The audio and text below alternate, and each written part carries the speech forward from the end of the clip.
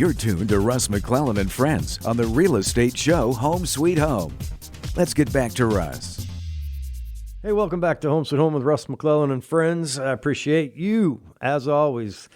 Man, we've done about 80 shows over almost 3 years. That's like 240 segments. I'm very grateful to have my friend and very, very smart real estate development consultant, Jeff McCann, on the line with me today. How you doing, Jeff? Still doing good. It's a beautiful day, and I'm excited. Right on. We've been talking real estate development, and you know, one of the things that is interesting to me is the mindset right now. Whether we talked about earlier in the show 100 economists giving us 100 pieces of advice, or two University of Washington professors that have two completely 180-degree different views of what's going to happen next, or your 2 cents or my 2 cents.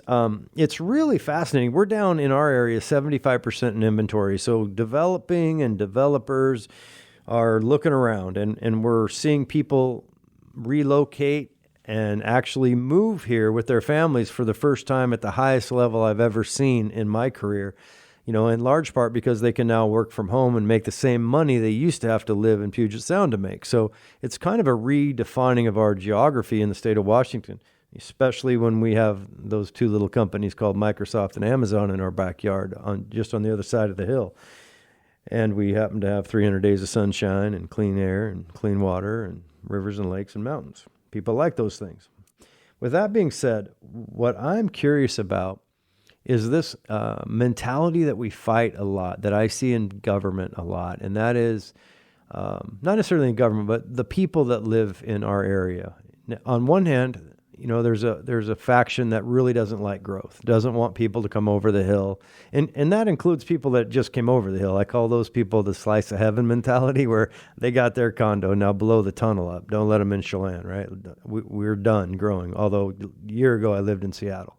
So there's like this movement of protection, which I understand completely. I often say I'd like to go back to 1987. That was a pretty good year for me in high school. Graduated high school. My dad probably, before he passed away last year, he probably would have wanted to go back to maybe 1952 when he graduated high school. And our town and towns like Lake Chelan or Leavenworth are always changing. The world is always changing. But what's funny to me is, on one hand, we know that a lopsided market with respect to supply and demand, where we have 100 buyers now to every seller, is not a good thing. You know, it's causing rapid appreciation. Taxes are jumping. So it comes with some challenges. The affordability factor is very difficult for people that live and work in the economic base of North Central Washington relative to the economic base on the west side of the Mountain Cascades. And yet at the same time, what's fascinating is people don't want growth. They don't typically like development. And really, development or supply to offset the demand may be the answer to bridging some of the affordability problems. So it's funny, when you're going through your course, or just when you're thinking about real estate development consulting, and how fast we can see burning torches and pitchforks show up on our sidewalks with anti-everything in mind. What are your thoughts on that, just generally speaking? Yeah, I mean, you touched a lot there. I mean, we have in the Seattle area, I mean, obviously, enormous growth. Affordability is getting less and less every day. I got to put a home on the market here in Tacoma this week. The clients bought it for $350,000 last fall. It's back on the market this week at $419,000. I mean, they painted the exterior of the house. That rapid appreciation, and I've got people lined up to see it all day today. You know, how does that make sense? So where can it go from here? How can a normal person having a regular job, you're not a tech person making all this money, how do you afford to live in your home or have a place for your kids to move back when they come back from the Army or wherever it is, or your parents want to move by you and downsize? I mean, it's a struggle that we see and experience every day. Yeah, and there's no real clear answer. I don't know. And I don't know the psychological impact that it has on people, because I often see the same argument come from the same person. That is, I don't like development, and why are these houses so expensive? You know, it's like, Yep. it's blind demand econ 101 was not taught to anybody sometimes. I'm just wondering, like, don't you realize that if we had more real estate, maybe we wouldn't see this crazy appreciation? But when you think about, at least on our side of the mountains, I know you have your own set in Puget Sound, but over here, you know, we have topography problems. We have infrastructure problems. Water rights are a giant deal. We have zoning issues. And in Chelan County, Jeff, I don't know if you remember this, but 88% approximately of all of the land in Chelan County is owned by the government. So really, we start with a very small 12% of the land in the whole county that's privately held. And then when you add all these supply constraints, not to mention development through the 6 or 7 government agencies that you often find yourself saying hi to, and they don't really speak clearly to each other. And so all of a sudden, what you thought was going to take a year takes 5, and what you thought was going to cost X costs 40% more than X, and all of that stuff can be dangerous, right? So when you think about the supply constraints, to me, it's a dangerous game. I mean, I don't know if I know the answer either.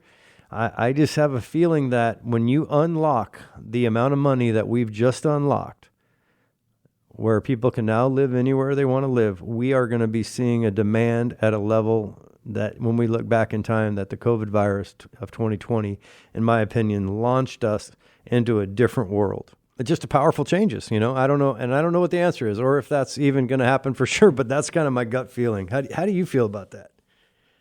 Sure, and some of those same things you mentioned with topography. I mean, we have those, you know, on this side of the mountains, and streams and rivers and in wetlands. Those are huge constraints. Also, it's the zoning, where you look in Seattle, how much of it is zoned single family residential. And if you have one house per, you know, tax parcel, you're really constrained to what you can do. So they're talking about, you know, backyard cottages, ADUs, or, you know, a detached accessory dwelling unit, a DADU.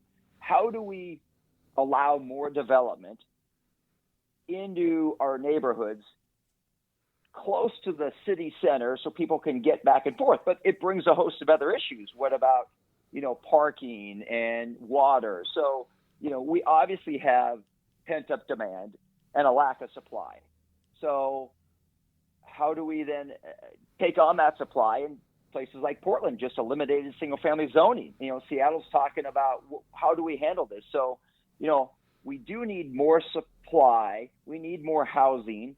We need to be thoughtful about it. You know, some people may just say, make all the lots allowed to have maybe an accessory dwelling unit, an attached and a detached one.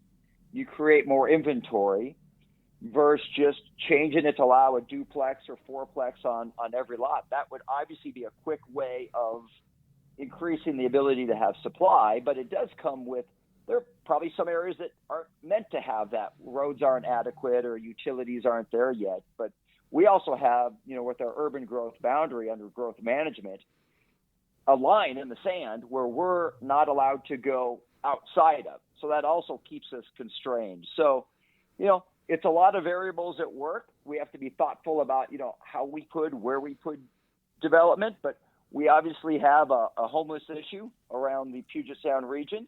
And I believe a lot of that is a housing issue, that people just can't get into a house and afford it, whether it's the down payment, just the cost, as I mentioned with that home in Tacoma.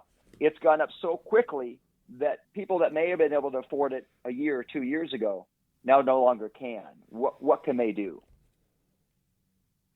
Yeah, and there's never going to be a perfect answer that everyone buys into and everyone loves.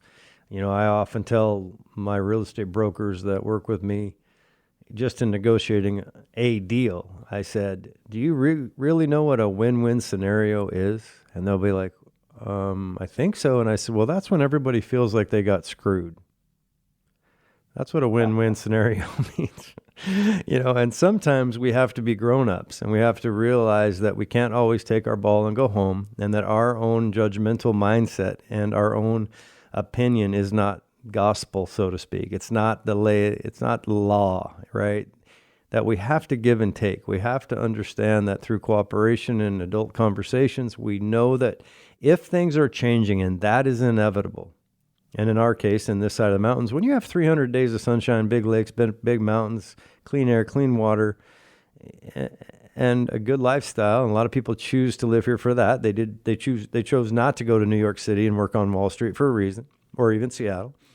But at the same time, we live in America, right? And we're not going to put up the Chelan wall, right? We're not going to be able to keep people out. So that's a non-starter. We have to be adaptable, and we have to be open-minded and understand that there's no perfect scenario. Again, I want it to be 1987, like there's no tomorrow, but am I realistic to think that's ever going to go back in time? No, it's not. So how do we manage smart growth and do it without being so aggressive that we're mean-spirited or childlike in our conversations, even though we know often there's two sides to a coin, and boy, are people entrenched in their opinion. So, hey, Jeff, we're coming to the end of this third segment. I appreciate you calling in, my friend. I'm going to give you a call. We're going to talk some more about some developments I'm working with. Missed hanging out with you. I hope your family's doing good. I hope your dad's doing good. I see him on Facebook once in a while. Say hi to him for me, would you? Absolutely. Thanks for coming on. Happy to help you or any of your listeners. If I could be of assistance, please give me a call. All right. You can get hold of Jeff, 206-499-3443 or jeffmccann.net. Have a great day. We'll be right back with Prime Lending and Sharon Crockett. Thanks for tuning in.